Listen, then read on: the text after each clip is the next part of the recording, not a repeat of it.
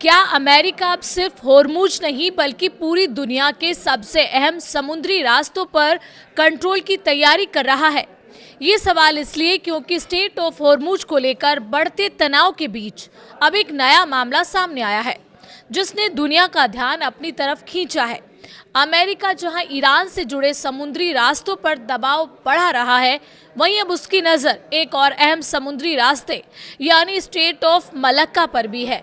हाल ही में United state और Indonesia के बीच एक नया रक्षा समझौता हुआ है।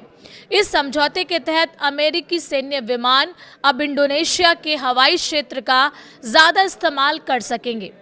आधिकारिक तौर पर इसे रक्षा सहयोग बढ़ाने के रूप में बताया गया है, लेकिन इससे अमेरिका की पहुंच मलक्का स्ट्रेट तक और मजबूत हो सकती है।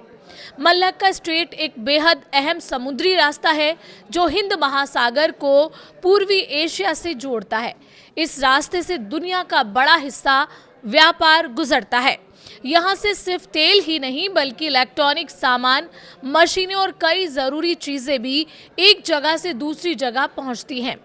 अगर तुलना करें तो स्टेट ऑफ होर्मुज तेल के लिए ज़्यादा अहम है, जबकि स्टेट ऑफ मलक्का पूरे व्यापार के लिए एक बड़ी लाइफलाइन की तरह काम करता है। खासकर चाइना जैसे देशों के लिए ये रास्ता बेहद ज़रूरी है क्योंकि उसकी ऊर्जा ज़रूरतों का बड़ा हिस्सा इसी रास्ते से आता है। इसी वजह से चीन इसे अपनी कमज़ोरी के रूप में देखता है, जिसे मलक्का डायलेमा कहा जाता है। अमेरिका भले ही इस रास्ते पर सीधे तौर पर ज़्यादा निर्भर नहीं है, लेकिन वो इसे रणनीतिक नज़र से देखता है। ये रास्ता कई जगहों पर बेहद संकरा है, इसलिए किसी भी तनाव या युद्ध की स्थिति में इसे कंट्रोल करना काफ़ी अहम हो सकता है। इस पूरे मामले में इंडिया की भूमिका काफ़ी अहम है। अंडमान और निकोबार द्वीप समूह मलक्का स्ट्रेट के पास स्थित है, जिससे भारत को इस इलाके पर नजर रखने में आसानी होती है। यहाँ मौजूद सैन्य ठिकाने, खासकर Campbell by air force station, समुद्री गतिविधियों पर नजर रखने में मदद करता है। भारत इस क्षेत्र में अपनी ताकत धीरे धीरे बढ़ा रहा है। नए इंफ्रास्ट्रक्चर और सैन्य सुविधाओं के जरिए वो अपनी मौजूदगी मजबूत कर रहा है। ऐसे में भविष्य में चीन के प्रभाव को संतुलित करने के लिए अमेरिका और भारत के बीच इस क्षेत्र को लेकर सहयोग बढ़ सकता है। हालांकि अमेरिका के लिए मलक्का स्ट्रेट में दबाव बढ़ाना आसान नहीं होगा। इस रास्ते को इंडोनेशिया, मलेशिया और सिंगापुर मिलकर संभालते हैं और इन देशों के लिए अपनी सीमा और अधिकार बेहद महत्वपूर्ण है।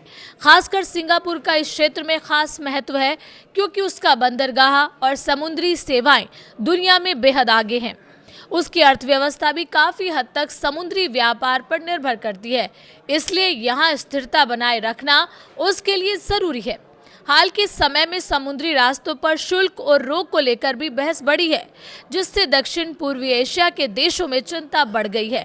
ऐसे में अमेरिका की ये नई रणनीति ये संकेत देती है कि वो सिर्फ एक नहीं बल्कि दुनिया के कई अहम समुद्री रास्तों पर एक साथ अपनी पकड़ मजबूत करना चाहता है और यही आने वाले समय की सबसे बड़ी भू राजनीतिक कहानी बन सकती है।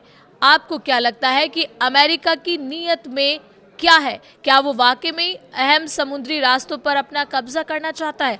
आप अपनी राय हमें कमेंट के जरिए बता सकते हैं।